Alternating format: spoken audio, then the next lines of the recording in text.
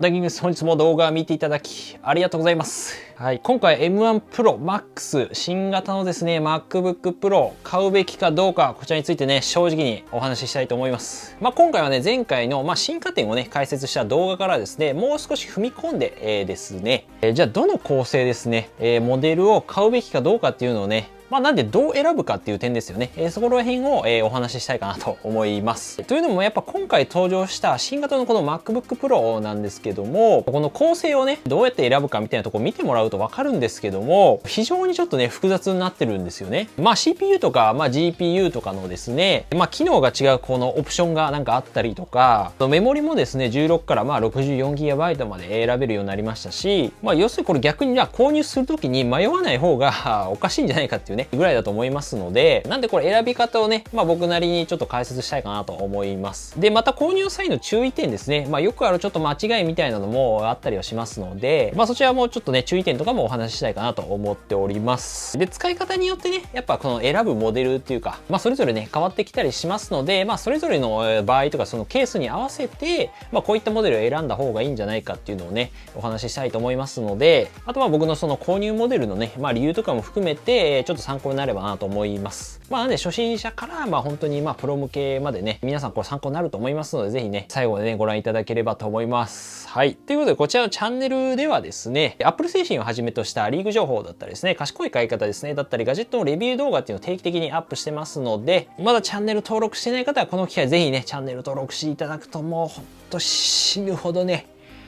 もう喜びます。ありがとうございます。あとコミュニティ機能でApple 製品はじめとしたですね、セール情報、お得な情報見れますので、ぜひ通知ベルオンにしてね、お待ちいただければと思います。で、まずね、じゃあ新型 MacBook Pro そもそもね、買うべきなのかっていう点なんですけども、これどういうことかというと、ちょっと冷静に考えてみてほしいんですが、現在ね、M1 チップを搭載したモデルというものがございますと。これが一応昨年初めて登場した Apple 独自のチップですね。いわゆる Apple シリコンというものを搭載したモデルがあるんですけども、僕自身もですね、大体約1年ほど、この MacBook Air ですね、M1 のモデルを使用してますと。はい。で、実際じゃあ1年ぐらい使ってみて、レビュー動画もね、あるんでちょっと見てもらいたいんですけども、じゃあ実際1年使ってみて、じゃあ正直どうなのかっていうね、そこら辺を話すとですね、例えば写真とか、画像の編集とか、僕はPhotoshop とかで、サムネイルとかね、作ったりはしていますし、あとFinal Cut Pro ですね、動画編集で、おそらくYouTube に上げてる動画とか、100本以上、作ってきたと思うんですが、何が言いたいかというと、多少ちょっとプロフェッショナルな、作業が入ったとしても、十分 M1 MacBook Air でも性能的に使えるというか、本当に十分なほどね、性能あるっていうことなんですよね。なので正直多くの人にとっては M1 のモデルでも全然問題ないかなっていうのが、僕の意見というか、性能的に本当不満を感じる人っていうのは非常に少ないんじゃないかなと思います。あと10万円前後で本当購入できるマシンなどで、本当コストパフォーマンスがね、非常に優れてるなと。コストパフォーマンス重視で使いたい方であれば全然 M1 のね、MacBook Air とかで十分なんじゃないかなと思いますね。はい。ということで今回は以上になりますので、この動画役に立ったなと思ったらぜひグッドボタン、チャンネル登録お願いします。じゃあ次回の動画でお会いしましょう。バイバーイ。というのは冗談で、とはいえね、MacBook Pro 5年ぶりの刷新で新型登場したので、気になりますよね、やっぱりね。なので M1 でも正直十分な性能なので、多くの人にとっては14インチですね、最安の MacBook Pro のモデル、標準モデルであっても、CPU8 コアのモデルでも十分使えるんじゃないかなと思います。こちらのモデルに関しては僕も購入しましたので、なんで M1 MacBook Air とじゃあ比べてみて、実際比べてみてね、どうなのかとかもですね、比較レビューをもちろんしますので、気になる方はぜひ今のうちにチャンネル登録してですね、お待ちいただければと思います。で、また、M1 Max チップの一応最上位モデルも購入したので、そことも比較したいと思ってますね。一応今回はそれは僕としてはそのメインマシンとして使う予定なんですけども、ということでまずね、注意点というか勘違いしやすい点についてお話ししたいと思うんですけども、この M1 MacBook Pro、じゃあ13インチですね、今の従来のモデルと比べると、結構じゃあ値段がね、高くなってるんじゃないかって、思われる方も多いと思うんですが、ただ実際どうなのかってそんなことはなくてですね、プロの13インチの最安モデルっていうのは、もうそもそも容量がじゃあ 256GB で、メモリが 8GB っていうモデルなんですね。ちょっと少なめ。じゃあこれをじゃあ14インチの標準モデルであると、容量が 512GB ですね。とメモリ 16GB なので、それに合わせてみると、M1 の13インチで大体ね、お値段が19万円ちょっとぐらい、なるんですね。これなんで計算してみたら、大体47,500円差ぐらいなんですよね。14インチが20、大体4万円ぐらいですね。税込みで。今ちょっと円安なので、ちょっと価格差あるような感じはあるんですけども、じゃあこの価格差で何が違うのかっていうところなんですが、まずはやっぱデザインがやっぱ大幅に変わりましたというところで、5年ぶりの刷新でですね、画面のベゼルですね、この黒い部分がかなりこう狭まってスッキリした印象になったりとか、だったりですね、裏側にあと MacBook Pro というね、エンジンに変わって、内部にね、熱を逃がすファンとかも2つついてますね。これもゆっくり回しても50% 多くのね、空気を流せるということで、あとキーボードも変わってですね、タッチバーがなくなって、ファンクションキーですね、一番上のキーが物理的なキーに戻りました。で、キーボード周りもやっぱ全体が結構黒いね、デザインになりました。で、また端子がね、今回は本体についておりまして、右側に HDMI ポート、で、USB-C のもの、USB-C、サンダーボルト対応のものと SD カードスロットもついてますね。あと、マグセーフ充電とかも復活して、くっつけて、こう磁石で、くっつけて、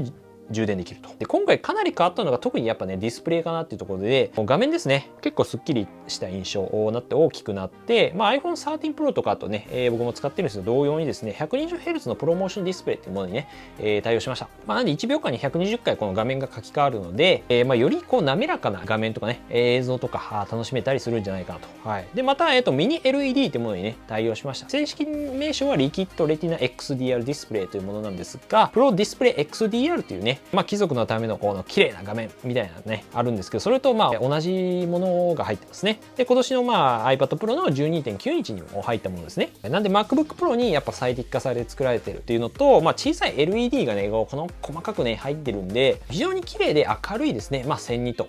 ですね、明るさの画面が楽しめるということですね。あとインカメラとかも 1080p のですね、解像度のカメラで綺麗になったりとかですね、スピーカーも進化して、今回6つ6個搭載されましたね。で、音の振動板が大きくなったり、したので、結構迫力ある音が MacBook Pro、14、16インチともに楽しめるということですね。また、外部ディスプレイもね、2台につなげたりとか、2台、3台、4台までいきますね。もちろん、あと性能についてもですね、8コアとはいえですね、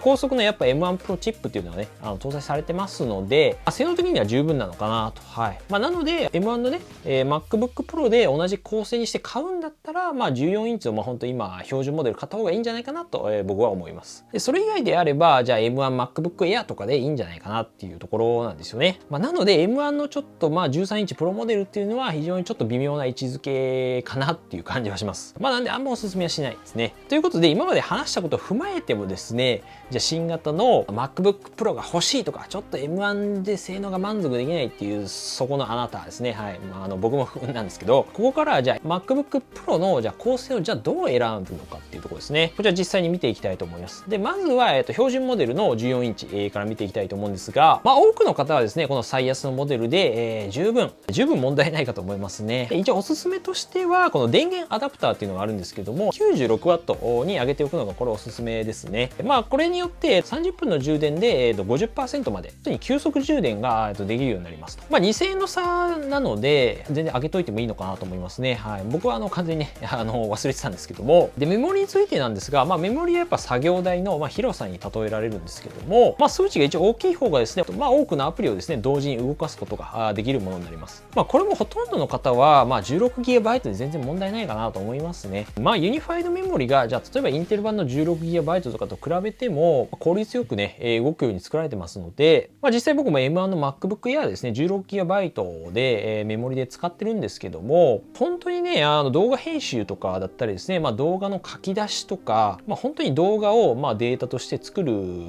作業ですね。本当結構そういう重みの作業とかしない限りは、まずメモリが足りなくなるみたいなことはなかったので、大丈夫なんじゃないかなと思います。で、またこの新型ね、プロの SSD ですね、それ自体のスピード、読み込みスピードっていうのも速いので、仮にこのメモリ足りなくなっても、足りなくなったらそっちに容量の方に逃がすっていうね、スワップとか言いますけども、そういったことも M1 よりは多分早く動作すると思うので、本当に相当長く使うとか、本当にメモリが安心したいみたいな方を除いては 32GB を選択する必要は、特に理ないのかなと思います。で、ストレージ容量に関しては、512GB がね、標準でついてますので、普通に使う分には全然問題ないかなと思いますね。ただね、プロ使う方だと、動画編集とかも、もしかしたら、なんかわかんない一眼レフの写真とか、ちょっと重めの画像とか読み込んだりする場合であれば、1TB のオプションっていうのもね、2万円で、つけたりしますので、これも全然ありかなと思います。ただ、2TB 以上に関しては、結構ちょっと割高になるので、特に8TB とかね、これ見ると、もう1台これ、なんか Mac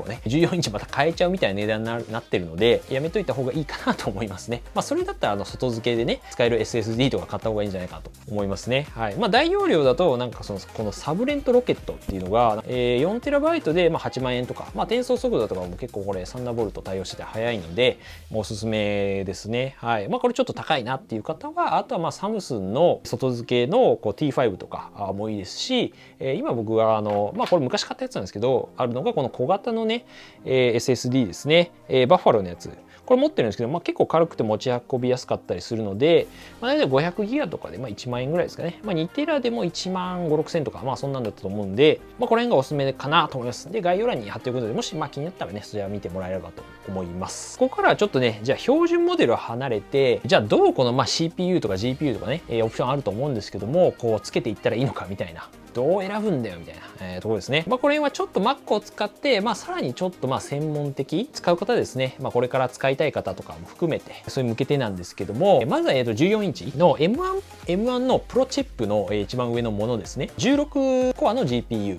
こちらのモデルですね。ちなみにこのモデルにすると、16インチと、性能的にまず並ぶ16インチの標準モデルと一緒のスペックになるんですけども、ただそうなると価格差が大体約2万円なんですよ。14インチと16インチの価格差が同じ性能で。なんで逆に2万円乗せれば、16インチを買えるっていうね、形になるということで、16インチだとやっぱり大きくて、解像度の高いね、画面とか扱えたりとか、バッテリーの持ちが良かったりとか、トラックパッドとかもね、やっぱ大きかったりするので、作業とかもしやすいのかなと思いますので、携帯性をやっぱそんな重視しないなっていう方であれば、16インチ選ぶのも結構ありなんじゃないかなと今回はね、思いますね。ただやっぱ携帯性重視の方もね、やっぱいらっしゃると思うんで、僕はそうなんですけども、14インチのね、ちょっとおすすめ構成も、これからちょっとケース別でね、ちょっとお話ししたいかなと思います。で、まずはですね、写真とか画像編集とか、デザインとか、プログラミングとかですね、あと音楽制作ですね、DTM とか、そっちの作業面、主にこういったものってCPU のパフォーマンスを使うものなんですけども、そういったものに関しては、22,000円で、10コアの CPU ですね、にする価値っていうのは全然非常に、あるんじゃないかなと思います。ただ、それ以上のオプションは、基本的にこう GPU がね、上がっていくだけなので、動画編集とかやらない限りは、あんまり正直その効果がないのかなと思います。それだったら、じゃあメモリを16から 32GB とかに上げる方が、効果は高いのかなと。やっぱ画像編集とか、特に Adobe 系の、アプリとかですね、メモリの消費が結構大きいんですよね。Photoshop とか、Lightroom とか、そこら辺なんでもなんですけど、特にメモリが足りなくなっちゃうと、もう本当強制終了するしかないんで、もう作業をもう一回止めないといけないじゃないですか。これなかなかめんどくさいんですよね。別に CPU とか足りなくても別に止まることはないんですよね。ちょっと遅くはなるかもしれないけど。なんでその GPU とかにね、グラフィック性能に目が行きがちではあるんですが、結構メモリの方がまずは優先というか、大事かなと個人的には思います。ただ 64GB までじゃあいるかっていうと、相当本当 90%、95% ぐらいの人は必要ないかなっていうところで、しかもこれ M1MAX チップにしないと選択できないので、実質プラス4万じゃなくて、6万6千円乗せないと 64GB できないんですよ。なんで相当ね、めちゃめちゃでかいデータを取り扱うとか、そういったね、用途でない限りは、正直32GB 十分かなと思います。ということで、では最後はですね、最強の M1MAX チップですね。特にグラフィック性能が必要な方ですね。こちらグラフィック性能すごいんですけども、じゃあこれはじゃあどういった人がね、選ぶべきかっていうところですね。ただちょっと前もって言っておくと、16インチの正直ベースモデル、一番安いモデルでもですね、ベンチマークスコアね、ちょっとこれ出てきてるんですけども、非常に結構強力なんですよ。はい。以前の16インチの正直 Core i9 とかが全然もう霞んで見えるぐらい性能あるっていう感じなんで、一番高いね、今ある Mac Pro とかね、でも普通に全然勝ってるような、スコアが出てますね。マルチスコアとか。GPU もね、これがちょっと、この一応スコアが出たモデルが何コアなのかっていうのはちょっとね、不明みたいなんですけども、一応7万弱ぐらいのスコアが一応出てるはいるので、実際32コアとかのモデルだともうちょっとね、多分上がると思うんですけど、標準モデルでも性能がね、十分にあるとは思うので、それをちょっと念頭に置いた上で、それでもじゃあ M1MAX チップを、じゃあ誰がね、これ選択すべきかみたいなところなんですけども、非常にやっぱ高いグラフィック性能必要な方ですよね。特にやっぱ動画編集とか、やっぱ 3D の、映像とか、そちらの動画制作とかですよね。で、M1MAX のこれ24コアの、GPU にするだけでも、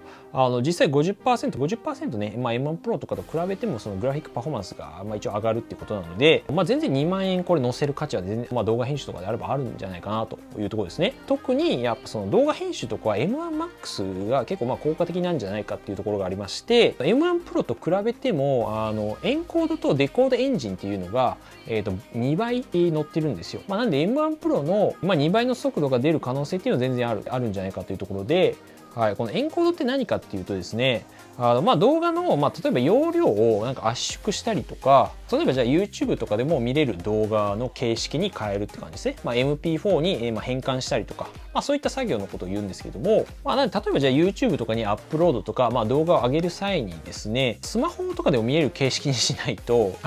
そのいろんなね、今みんなパソコンだったりスマホだったり、